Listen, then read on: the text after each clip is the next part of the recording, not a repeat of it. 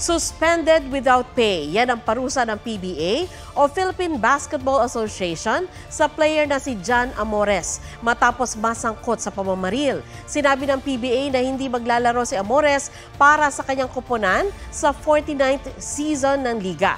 Matatanggap pa rin ni Amores ang kanyang sweldo bilang bahagi ng PBA pero hindi ang sweldo para sana sa mga laro na suspendido siya. Kailangan din niyang sumailalim sa counseling para sa anger management at makakuha ng clearance mula sa mga counselors bago makabalik. Nag-ugat ang pamamaril sa away basketball sa isang barangay sa Lumban, Laguna. Naharap si Amores at kanyang kapatid sa reklamong attempted homicide.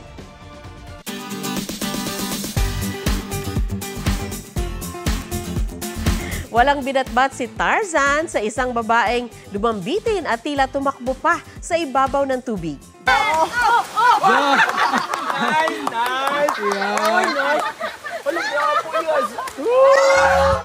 Biro ng netizens, she was a fairy. Yan si Arnelli Balasabas na nag-alak Carlos Yulo. Perfect landing pa. Kwento niya, nag-rope swing kasi silang magkakaibigan nang magbakasyon sa Siquijor. Di raw niya akalaing aliw sa netizens ang kanyang ginawa.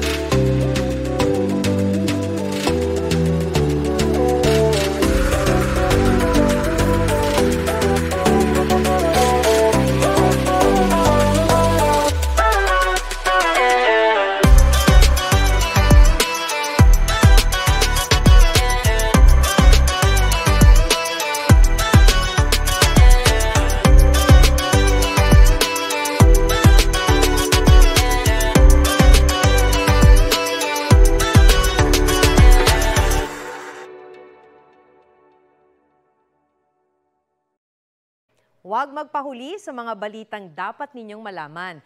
Mag-subscribe sa GMA Integrated News sa YouTube. Sa mga kapuso abroad, subaybayan nyo kami sa GMA Pinoy TV at sa www.gmanews.tv.